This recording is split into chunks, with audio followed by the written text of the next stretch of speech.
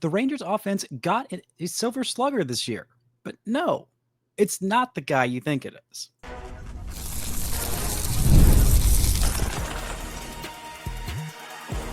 You are Locked On Rangers, your daily Texas Rangers podcast, part of the Locked On Podcast Network, your team every day. You are locked onto the Texas Rangers. I'm Bryce Patrick, a cripplingly addicted Texas Rangers fan, covering this team for 11 seasons, including all 6 as the founder and host of this podcast. Thank you all so much for making Locked On Rangers your first listen every single day. If you're not already, you can follow me on Twitter at Bryce Patrick. You can follow the show at Locked On Rangers. Hit subscribe on your favorite podcasting platform and on YouTube, where the best way you can help grow the show is to comment nearly any single thing below. Now, before we get into the Ranger who won a Silver Slugger, the other Rangers who got nominated but were left off, and same for the Gold Glove Awards, a little bit more news from around the league and something that might just fix the Rangers offense next year. This episode is brought to you by FanDuel. You can start the season with a big return on FanDuel. New customers can place a $5 bet and you'll get started with $150 in bonus bets if you win your first $5 bet. Just visit FanDuel.com to get started. Now, the Silver Slugger winners were announced yesterday, and the Rangers did have a winner. No, it was not Corey Seager. No, it was not Marcus Semien. No, it was not Nathaniel Lowe. It was Josh freaking Smith. He did not win the third base Silver Slugger. No, he won the utility Silver Slugger. This was the second year where there have been utility players nominated for both Silver Sluggers and Gold Glove Awards. Unfortunately, Smith was not nominated for the Gold Glove Utility Player Award, although I think he should have at least been nominated. I don't know that he would have beaten out Dylan Moore, who won the Utility Gold Glove Award for the Mariners. Had a really, really great defensive season, but Smith had a fantastic season this year, and he won that Silver Slugger over a couple of guys who, one of whom I feel pretty good about him winning it over in Willi Castro, one of the other finalists for this utility Silver Slugger Award. But the other one that he won it over, Jordan Westburg, the utility player, mostly second base and a little bit of third base and a smidge of shortstop in there just for good measure, of the Baltimore Orioles. Westburg had a fantastic season, so I am a little confused that Smith ended up coming home with this award. Now, Willi Castro of the Twins, a little bit more of a utility guy than both of these. I mean, Castro played basically every position on the diamond outside of pitcher, catcher, and didn't play right field this year or first base, but center field, left field, shortstop, second, third, didn't matter. Castro was playing everywhere. Didn't have that great of a first half, but still somehow made the All-Star team over Josh Smith, who had an incredible pre-All-Star break season. Not so much an incredible post-All-Star break season. Westburg was also an All-Star and had just a really, really monster offensive season for a guy who only ended up playing 107 games, put up some really good numbers in Baltimore, was one of their better hitters. Honestly, I mean, outside of Santander and Gunnar Henderson, Westburg might have been the Orioles' third best hitter, and there were a lot of other good hitters to choose from on that team. Smith, I'm looking at these numbers and trying to compare them. There's not a whole lot of places where Smith was the best. I mean, you look at, home runs, 13 home runs for Smith, 12 for Castro, 18 for Jordan Westburg. You want to look at triples, well, 1 for Smith, and the other 2 players had 5 triples. In terms of overall extra base Smith's hits, Josh Smith was last in terms of RBIs. He was just 1 behind Westburg for the lead. Runs scored, he was second. He didn't even lead all of these 3 nominees in hit by pitches, the thing that he did incredibly well. I was floored to find this out because Smith had 18 hit by pitches this year. That's a lot. That is a whole lot. A lot more than Jordan Westburg at 7 hit by pitches. But Willi Castro had 21 HBPs this year. A whole heck of a lot of getting hit by the baseball. 149 games for Smith, 158 games for Castro, 107 for Westburg. I think that might have been the final indicator of just Smith played more games and was healthier. I mean, he played the entire season. The games that he was off, he was designated to be off. He was not starting quite as often, still had more days off in the second half of the season when Josh Young came back, but did end up going back on the IL because just was not a great year for one of the other Joshes, actually either the other two Joshes on this Ranger squad. But you look at OPS plus, Smith was second at 110. Jordan Westburg was first at 129. I mean, I'm grateful for it. I think that Smith deserved it, maybe not over Westburg, but still, I'm glad that he got something. I'm glad that Smith got something. And I'm not saying all this to crap on Josh Smith, to say, oh, what a lucky nomination, what a weird nomination. No, Smith had a great season, and even though he should have been an All-Star, I think over Willi Castro, I feel pretty confident in saying that. I feel confident in saying that he was a better offensive player than Castro. I mean, he laps him in most of these categories, in terms of RBIs and overall WAR and just offensive value. I think Smith really contributed a little bit more. The only category where he really led all these guys was on base percentage at 337. That's really the only of all of the different categories, not batting average, not slugging percentage, not OPS, home runs, triples, doubles, extra base hits, RBIs, runs, any of these. Also Baseball Reference WAR. But I don't think that's just an offense. I know that it's not just an offensive stat. Even offensive WAR, I think he might have been below Jordan Westburg. But still, this is, maybe it's not a lifetime achievement award, but maybe it's the voters saying, hey, you should have been an all-star over Willi Castro. Both of these guys, other guys, got to be all-stars, so you're going to get something for this offensive season. And it's well-deserved, because I really loved what I saw from Smith this year. It was great. I mean, the Rangers don't stick in this season without him. But I mean, the near 300-point drop-off from first half to second half to OPS, I don't think you can just completely explain that away with, oh, he was tired. Oh, this was a big workload. I think it was a little bit of that, for sure, but a little bit of pitchers figuring him out a little bit more. I mean, the contact rates, the kind of contact that he was creating, he wasn't walking some obscene percentage, the hit by pitches. You hope he's not going to keep getting hit by this many pitches, because the fact that he was able to get hit by 18 different pitches and not end up on the IL because of it, 15 of those HBPs were in the first half. It's insane, this level of HBP and on-base ability. He works a good at-bat. He did get a lot more power in that first half than he did in the second. 10 of his 13 home runs in the first half, 19 of his 30 doubles, his one and only triple also came in the first half, an 861 OPS in that first half versus a 565 OPS in the second half.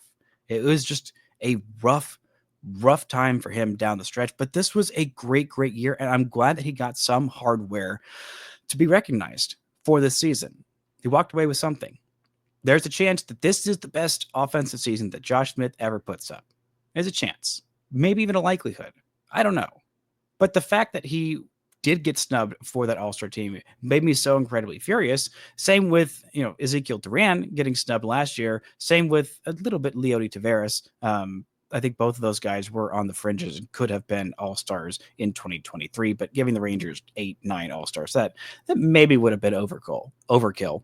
In hindsight, maybe it wasn't, because they ended up winning the World Series, but still, I digress. The fact that he got some kind of hardware and nomination for this incredible offensive season, where in that first month, 2 months, 6 weeks or so of the season, when basically every other bat, well, Adolis was hot in that first month, but basically every other bat in this lineup was just ice cold. Josh Smith was that firecracker, was that spark plug, providing offensive value in those early months when the Rangers were just trying to get off to an okay start, not get themselves in too big of a hole where they could have some hope for the playoffs by the time they were at the All-Star break. And they did. And a lot of that was because of Josh hits real good, All-Star, Silver Slugger, Pookie Smith. Yeah, that's his first name. I realized that Josh is not short for Joshua. That is just the whole thing. So his whole given name is getting a little bit longer. If he won a Gold Glove, maybe that would be too much of a mouthful for saying his full government name on this podcast. Half the episode would just be me saying Josh Smith's full on government name, but a great honor for Josh Smith. Well deserved.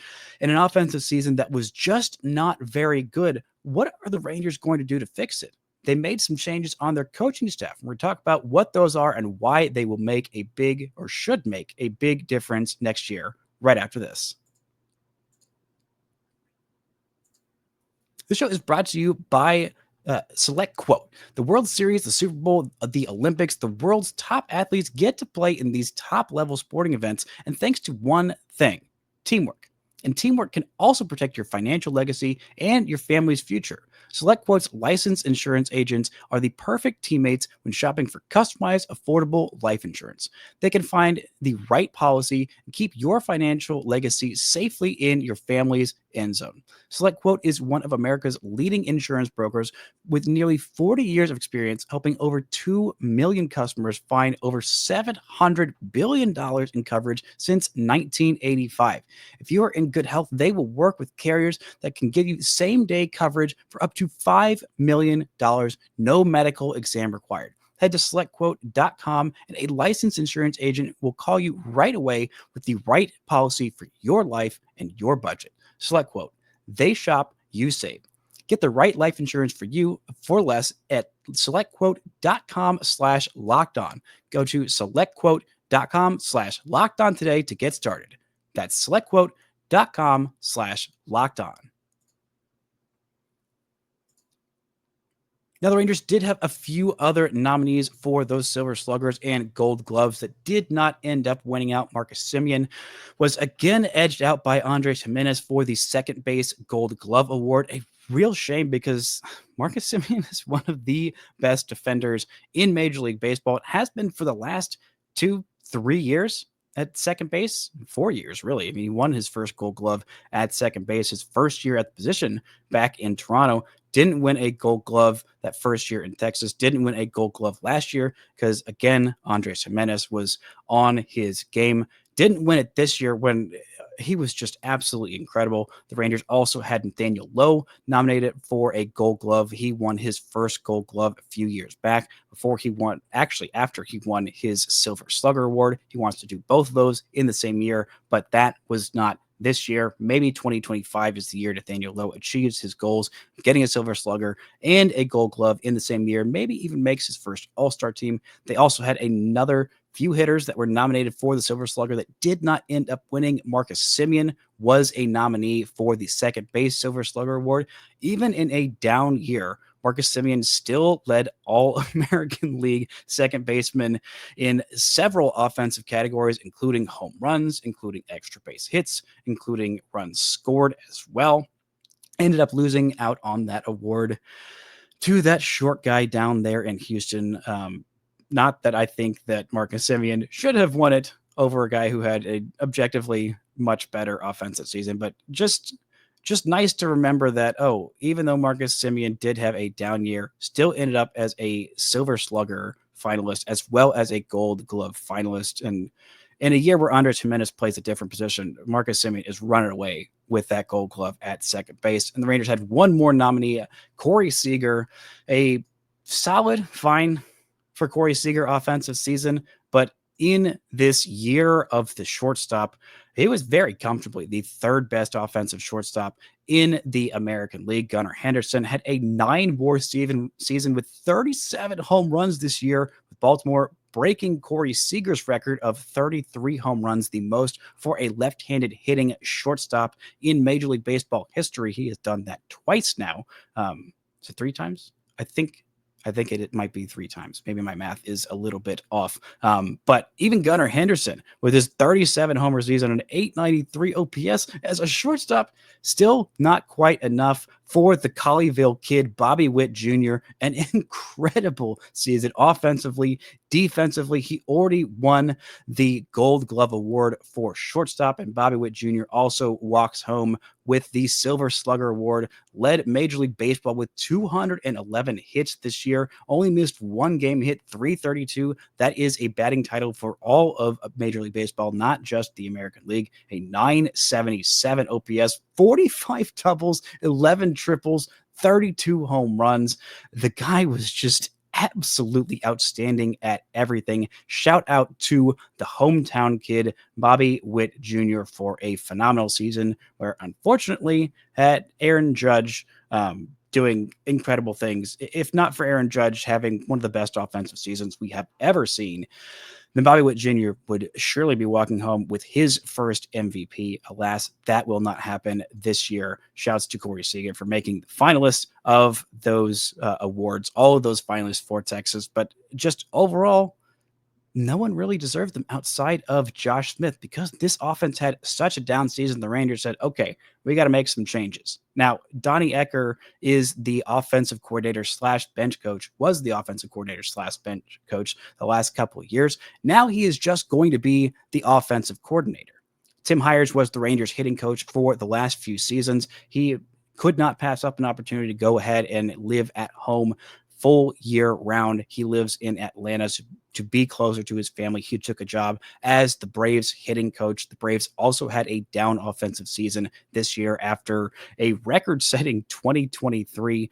They had just been a really, really good offensive team and felt like everybody dropped off, just like the Rangers offense completely dropped off this year. Now with Donnie Ecker just focusing on being the offensive coordinator, maybe, I'm not sure who the Rangers are going to hire as a bench coach. I don't think it really particularly matters all that much, but the Rangers brought in a new hitting coach, Justin Veal. I believe I'm pronouncing that correctly, but Veal has been with the San Francisco Giants for the last 5 years, and he and Donnie Ecker worked together on one of the most perplexing and impressive offensive seasons a team has ever put together, the 2021 San Francisco Giants. They worked together in 2020 and in 2021. Now, if you don't know much about the 2021 San Francisco Giants, that right there is the main reason I was just over the moon when the Rangers did end up hiring Donnie Ecker a few years back. I mean, this was just an incredible season where so many unlikely guys had just exceptional offensive seasons. One of the best collective offensive seasons that was not just a whole bunch of really good hitters just going and being really good. It was a lot of old guys, to be precise, having career years out of nowhere. I mean, Evan Longoria having a fantastic season. Brandon Belt at 33 having one of the best seasons of his career. Same with Brandon Crawford at 34, had a 6-WAR season, just absolutely crushing the baseball, an 895 OPS that he had never really shown that much of, at least in many, many years. Same with Brandon Belt. Same with Buster Posey. His final season in the big leagues, a 3.5 WAR season, an 889 OPS after a couple years where it looked like maybe Buster Posey's just washed. Maybe Buster Posey doesn't quite have it. He goes out on top. That team wins 107 games. And it wasn't just those few guys. It was basically everybody in this lineup. I mean, there was not a weak link in this lineup. It really reminded me of that 2023 Rangers team of just, there's not one guy who's, well, there is one guy who's absolutely lighting the world on fire, an offensive left-handed hitting shortstop who's just absolutely crushing the baseball. I think Seager's a whole lot better than Brandon Crawford in the aggregate and less of a miracle pulled out of nowhere. I think Seager's just really that good. But bringing in Justin Veal, two guys who have worked together, who are self-described as best friends, who are almost always on the same page, I think that's going to provide a lot of benefits. I mean, the depth of that Giants team was just absolutely incredible. There were 18 hitters that had 50 or more plate appearances on the 2021 Giants. 13 of the 18 had an OPS plus north of 100. So 13 of the 18 hitters were above league average. That's a really high rate. And half of them were above 110. So half of the 18 hitters that played more than 50 plate appearances on the Giants were at least 10% better than the average big leaguer. Think about that. That's insane. That's absolutely insane. And not only that, of just so many guys that were not expected to be good, not expected to be, hard hitting guys that just absolutely lit the ball up, and they absolutely crushed fastballs. They crushed them. That was not what the Rangers did in 2024. They did a little bit of that in 2023, but bringing in this new guy, I think there is a big, big reason why that should have a big impact on this team, as well as another promotion. The Rangers hired a GM. They still have Pobo Chris Young, but they hired a GM, and there are also a few things that I want to talk about that are already happening in these early stages of free agency. Right after this. This show is brought to you by FanDuel. Get ready to tackle the NFL action with FanDuel, America's #1 sportsbook. Because right now, new customers can bet $5 and get $150 in bonus bets if you win. The FanDuel Sportsbook app gives you everything you need to place live bets on the NFL all in one place. So when you get a hunch in the middle of the game, you can check out the latest stats, view live play-by-play, and so much more on the same page where you place your bets. Just visit FanDuel.com to join today. You'll get started with $150 in bonus bets if you win your first $5 bet. You can bet on all kinds of different things from the Cowboys. You can bet on Major League Baseball. They've got some odds on who is going to win the next World Series, who is going to win the NBA championship, who is going to win the Stanley Cup, all kinds of different action. Just go to FanDuel.com. Never waste a hunch and make every moment more with FanDuel, an official sportsbook partner of the NFL.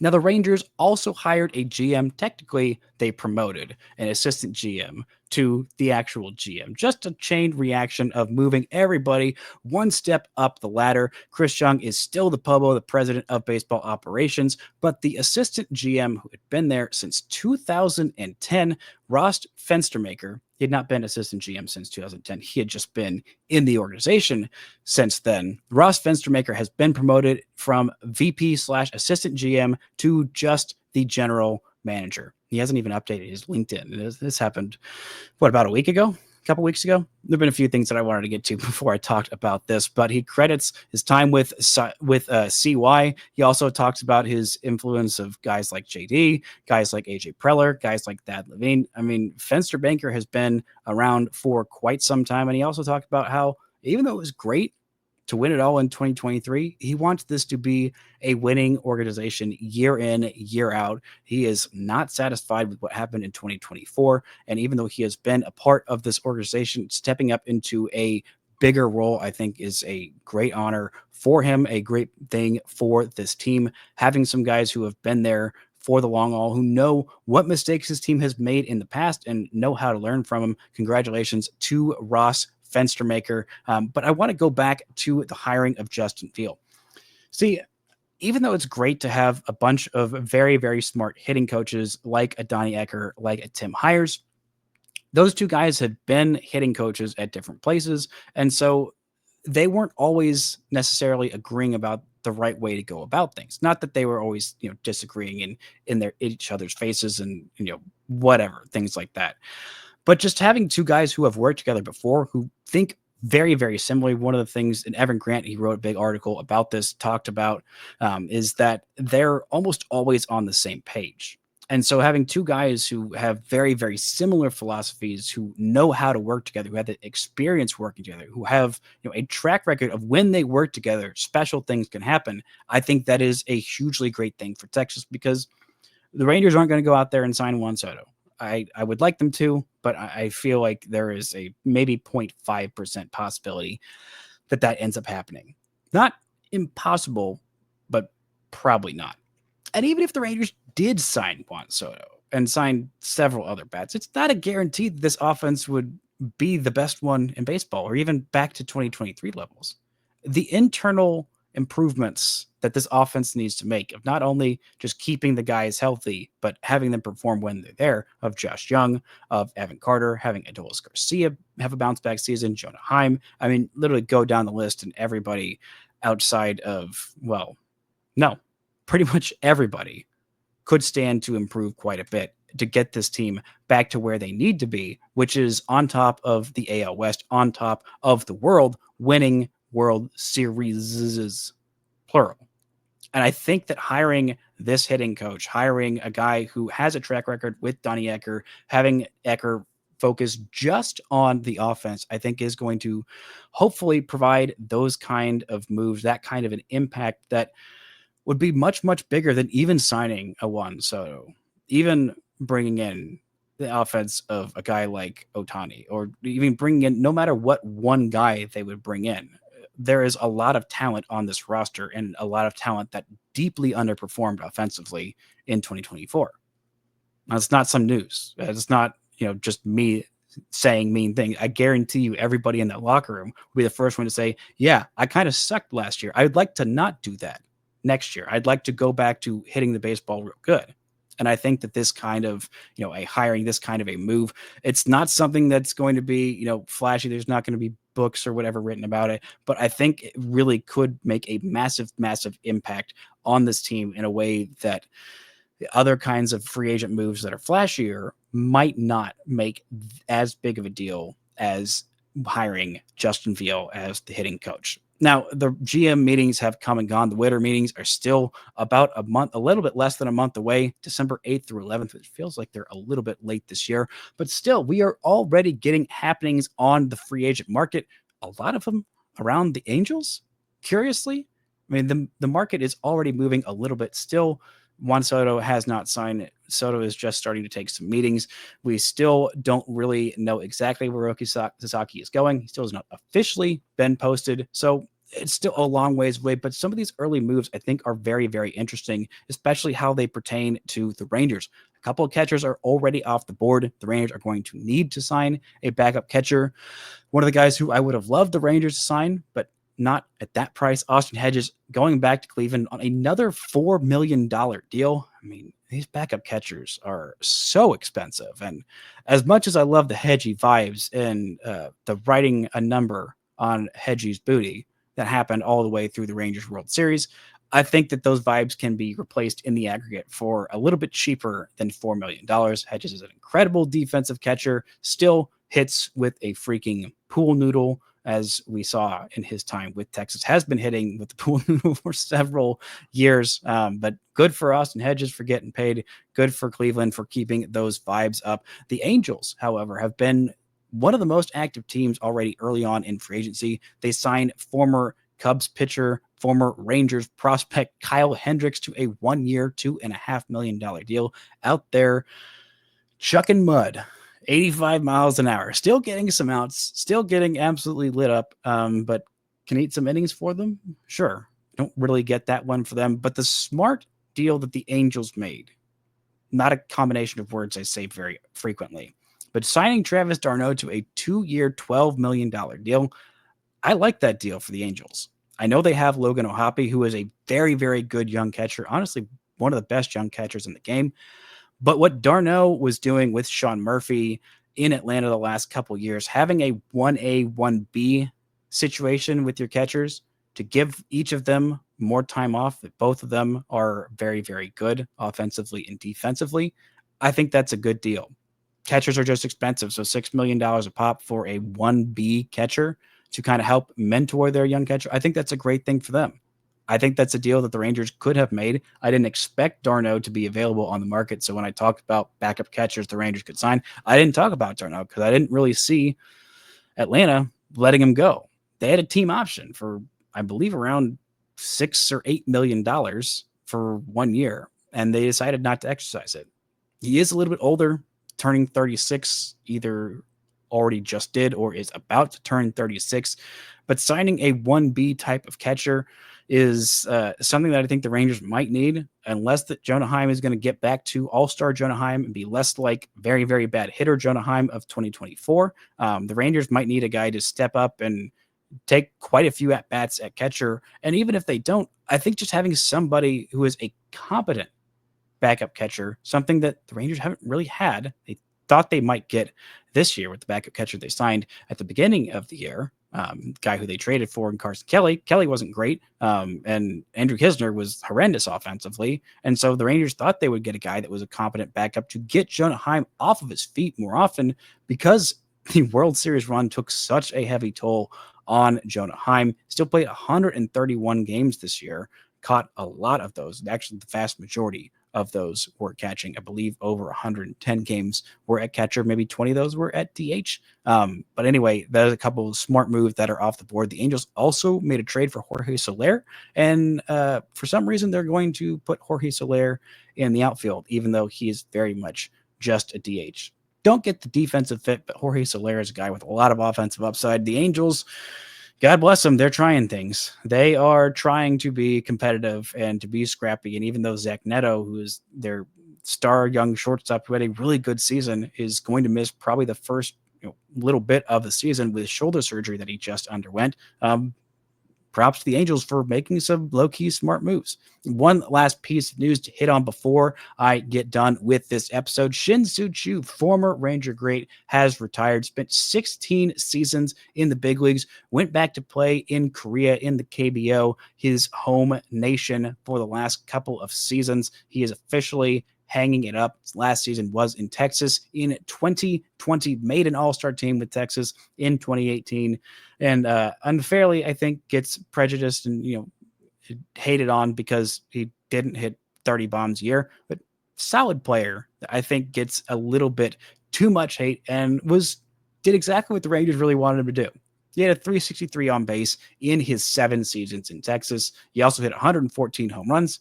That's about what the Rangers are paying him to do. Get on base, hit a few dingers. They thought maybe he could play a little bit better the defense than he did, but alas, that was not the case. Still a phenomenal career for him, an underappreciated Texas Rangers, not quite legend, but Texas Rangers Hall of pretty darn good players.